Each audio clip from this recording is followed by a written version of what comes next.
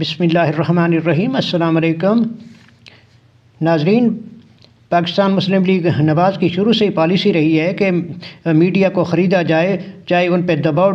ڈال کے ان کو خریدا جائے یا ان کو مراد دے کر یا پیسے دے کر، اور یہی کچھ ہم نے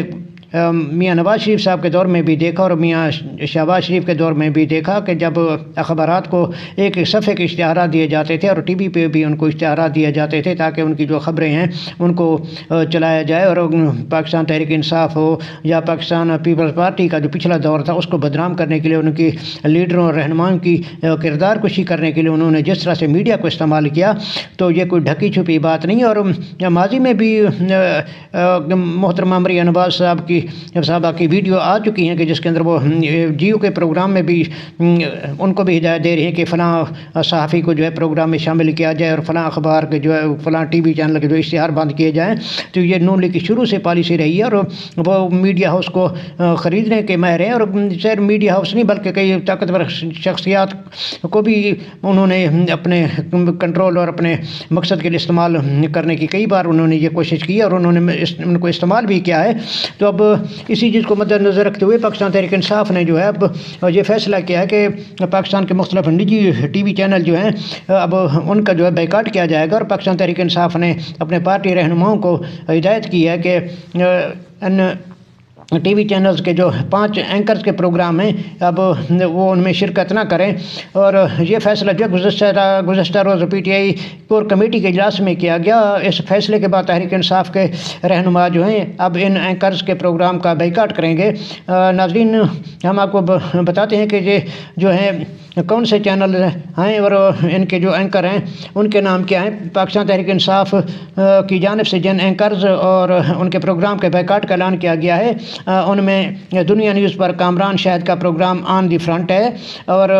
ڈان نیوز پر عادل شاہ زیب کا پروگرام لائیو ود عادل شاہ ہے، اور اسی طرح سما نیوز پر منیب فاروق کے پروگرام میرا سوال ود منیب فاروق، اور جیو نیوز کے 2 اینکر شاہ زیب خانزادہ اور سلیم صافی شامل ہیں، اور شاہ زیب خانزادہ کے ساتھ اور جرگہ جو ہے یہ سلیم صافی کا پروگرام ہے۔ تو اب پاکستان تحریک انصاف کی طرف سے یہ فیصلہ کیا گیا کہ ان کے ماضی میں بھی ہم دیکھ چکے ہیں کہ ان کے جو میزبان ہیں یہ پروگرام اعزازیات پر حملے کرتے ہیں اور ان کو پاکستان تحریک انصاف کی جو لیڈرشپ ہے ان کے خلاف انتہائی بھونڈے الزامات لگائے جاتے ہیں ان کی طرف سے، اور جو پاکستان تحریک انصاف کے جو لیڈر ہیں ان کا کردار کو مسخ کرنے کی کوشش کی جاتی ہے۔ تو اب اسی وجہ سے جو تحریک انصاف نے یہ فیصلہ کیا ہے کہ اب ان کے رہنما جو ہیں وہ ان ٹی وی چینلز کے پروگرام میں شرکت نہیں کریں گے۔ ایم کیو ایم بھی ایک بار پھر شدید اختلافات کا شکار ہو گئی ہے۔ ان اختلافات کی وجہ گورنر سندھ کی تقرری اور خالد مقبول صدیقی کا وزیر بننا ہے۔ اہم حلقوں نے گورنر سندھ کے لیے جو ہے خوشبخت شجاعت کا نام فائنل کیا ہے، جس پر ایم کیو ایم کی اعلیٰ قیادت ناراض ہے، کیونکہ ان کی جو کوشش تھی پہلی ان کی کوشش یہی تھی کہ جو موجودہ گورنر کاوران ٹیسوری ان کو ہی گورنر رہنے دیا جائے، اور پاکستان پیپلز پارٹی بھی اسی چیز کا خواہش کر رہی تھی کہ جو پیپلز پارٹی کا جو گورنر ہونا چاہیے، لیکن پھر اس کے بعد جو ایم کیو ایم کے ساتھ معاہدہ ہوا اور وہ صدر کو زرداری کے لیے ووٹ دینے پہ راضی ہوئے، تو اس کے بعد یہی فیصلہ کیا گیا تھا کہ جو ایم کیو ایم کو جو ہے گورنرشپ دی جائے گی۔ اب ایم کیو ایم جو ہے اس چیز کو لے کر اب اختلافات کا شکار ہو گئی، اور وہ جو ہے اب اس چیز کے حق میں نہیں ہے کہ خوش بخش شجاعت کو جو ہے وہ گورنر سندھ بنایا جائے، کیونکہ ان کا کہنا ہے کہ وہ جو خوش بخش شجاعت ہیں ان کی ایم کیو ایم کے لیے کوئی خاص خدمات نہیں ہیں، اور وہ کافی عرصہ سے پارٹی سرگرمیوں سے بھی لا تعلق رہی ہیں۔ اور دوسرے اختلاف کی جو وجہ ہے وہ خالد مقبول صدیقی کے وزیر بننے پہ بھی ایم کیو ایم کے اندر اختلافات پیدا ہو گئے ہیں، کیونکہ وہ نہیں چاہتے کہ خالد مقبول صدیقی جو کہ ایم کیو ایم کی ایڈ ہاک کمیٹی کے سربراہ ہیں وہ وزیر بنے۔ اب دیکھنا چاہیے کہ یہ ان کا واقعی اختلاف ہے یا جس طرح وہ پہلے کی ڈرامہ بازی کرتے ہیں کہ پہلے ہاں پھر نہ، پھر ہاں پھر نہ، اور روٹتے ہیں اور پھر مان جاتے ہیں، تو کیا اب واقعی جو ہے وہ ان کے اندر کوئی اختلاف ہے جیسے ان کی پہلے کی طرح کوئی ڈرامہ بازی ہے؟ اب یہ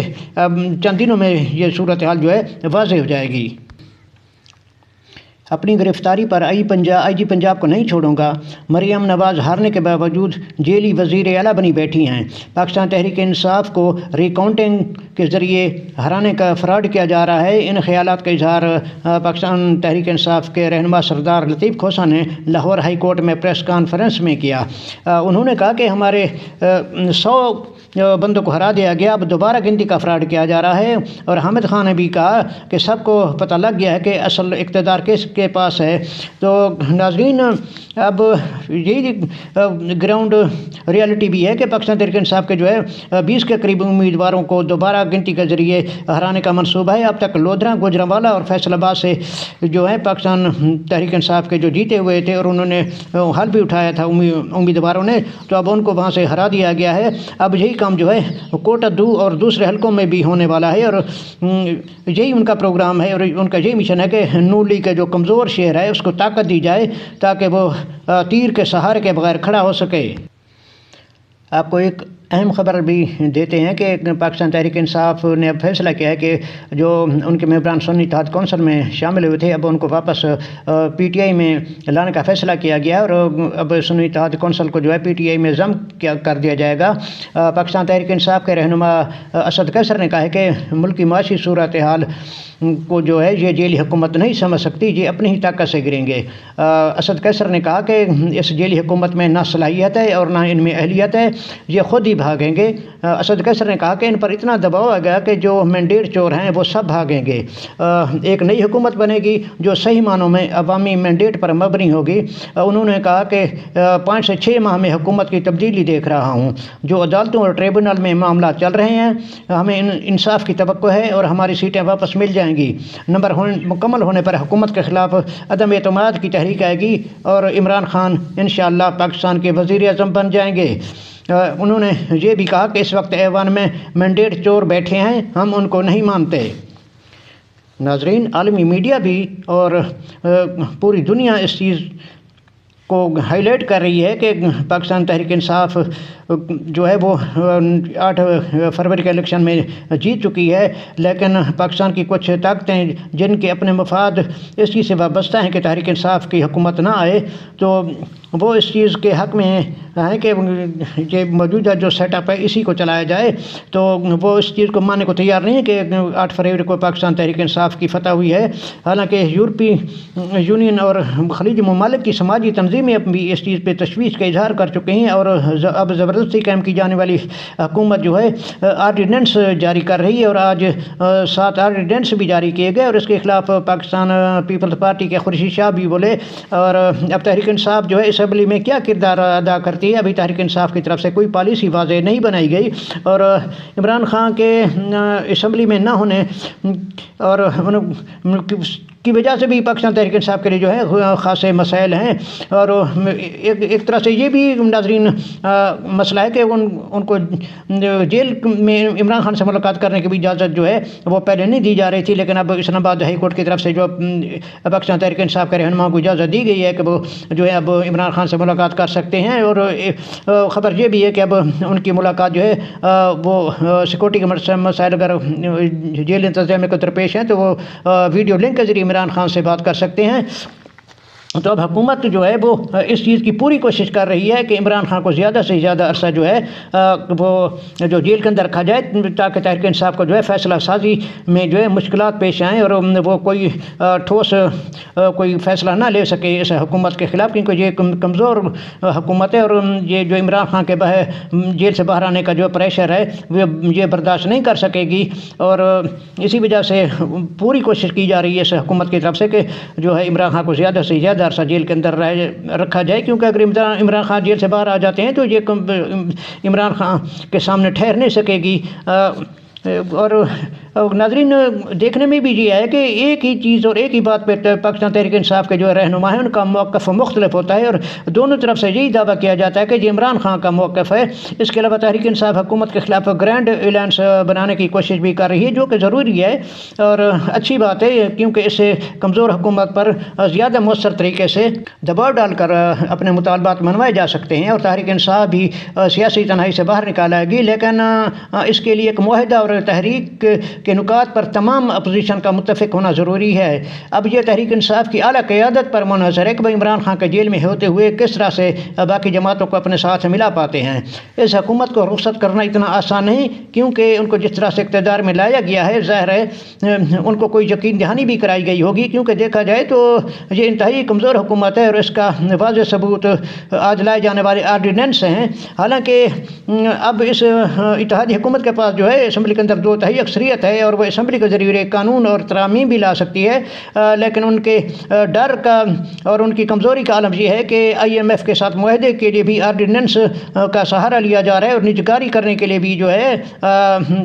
اس حکومت کی طرف سے جو ہے وہ بھی آرڈیننس کا سہارا لیا جا رہا ہے تاکہ کل کو اسمبلی پہ کوئی الزام نہ آئے، کیونکہ اس معاہدے کے بعد یقینی طور پہ مہنگائی بھی ہوگی اور عوام میں اشتعال پیدا ہوگا۔ اور عمران خان نے بھی کچھ دن پہلے یہی بات کہی تھی کہ جو ہے پاکستان کے حالات جو ہیں خدا نخواستہ سری لنکا جیسے نہ ہو جائیں، تو اسی ڈر اسی کمزوری کی وجہ سے جو ہے یہ حکومت اب اسمبلی کے ذریعے اور اپنی پارلیمنٹ کے ذریعے کوئی ترمیم اور قانون یا کوئی ایسا بنانے کے بجائے صدارتی آرڈیننس کے ذریعے کام چلانا چاہتی ہے، تاکہ کل کو اگر کوئی بات ہو تو اس اسمبلی اور ان ممبران پہ اس کوئی الزام نہ آئے، بلکہ یہی کہا جائے گا کہ یہ صدارتی آرڈیننس جاری کیے گئے تھے۔ تو اب انہی حالات میں حکومت نے یہی فیصلہ کیا ہے کہ اپنے اوپر الزام لینے کے بجائے صدارتی آرڈیننس لائے جائیں، اور خورشید شاہ نے بھی اس بات پر اعتراض کیا ہے۔ تو ناظرین، اب نون لیگ کی طرف سے جو آرڈیننس لائے گئے ہیں، تو ماضی میں بھی جو پاکستان تحریک انصاف کی طرف سے جو آرڈیننس لائے جاتے تھے تو اس وقت بھی یہی نون لیگ تھی جو تحریک انصاف کو تانا دیتی تھی اور یہی کہتی تھی کہ تحریک انصاف نے جو آرڈیننس کی فیکٹری لگا رکھی ہے۔ اب نجکاری کرنے کے لیے جو ہے ان آرڈیننس کو نافذ کیا جائے گا۔ ناظرین، نون لیگ کی قانونی ٹیم کے سربراہ جو ہیں اعظم تارڑ اس کام کے ماہر ہیں، وہ اس طرح سے اور اتنی باریکی سے واردات ڈالتے ہیں کہ بندہ حیران رہ جاتا ہے۔ اب تک تحریک انصاف اور انتخابات کے خلاف سازشیں کرنے اور تمام منصوبے بنا کر دینے والے اعظم نذیر تارڑ ہیں، اور جو آج 7 آرڈیننس جاری کیے گئے ہیں اور پیش کیے گئے ہیں، یہ بھی جو ہے اعظم نذیر تارڑ نے ہی بنا کے دی ہیں۔ صدر آصف علی زرداری نے ان پہ دستخط کیے ہیں، اور اگر ماضی میں بھی دیکھیں تو عدالتی قوانین اور الیکشن ایکٹ میں جو ترامیم کی گئی تھیں وہ بھی اعظم نذیر تارڑ کا ہی سیاہ کارنامہ ہے۔ اور اگر پاکستان تحریک انصاف اور دوسری جماعتیں جو ہے مل بیٹھ کے ایک فارمولہ طے کر لیں اور ایک گرینڈ الائنس بنایا جائے جس میں جمعیت علماء اسلام، جماعت اسلامی اور GDA اور بلوچستان کی دوسری جو ہے قوم پرست جماعتیں ان کو شامل کر کے جو ہے تحریک اگر چلائی جائے، متحد ہو کے اگر ان کی طرف سے جو احتجاجی تحریک شروع کی جائے، تو اس طرح سے جو ہے اس کمزور حکومت کو اپنے دباؤ میں لایا جا سکتا ہے، اور ان کے پاکستان تحریک انصاف اور دوسری جماعتوں کا جو مینڈیٹ چھینا گیا اس کو واپس لانے کے لیے جو ہے وہ مشترکہ پلیٹ فارم سے کوشش کی جائے، تو اس طریقے سے جو ہے اس اپوزیشن کو کامیابی مل سکتی ہے۔ اگر اکیلے طور پہ جو ہے اگر کوئی جماعت اپنی طرف سے اکیلے کوشش کرتی ہے تو اس کے لیے خاصا مشکل ہوا گیا کہ وہ اپنے مطالبات منوا سکے اور جو اس کا مینڈیٹ چھینا گیا ہے وہ اس کو واپس حاصل کر سکے۔ ناظرین، تازہ ترین خبروں اور ان پر تبصرے اور تجزیے کے لیے آپ کی خدمت میں پھر حاضر ہوں گے۔ اس وقت تک کے لیے ہم آپ سے اجازت چاہتے ہیں۔ اللہ حافظ۔ پاکستان زندہ باد۔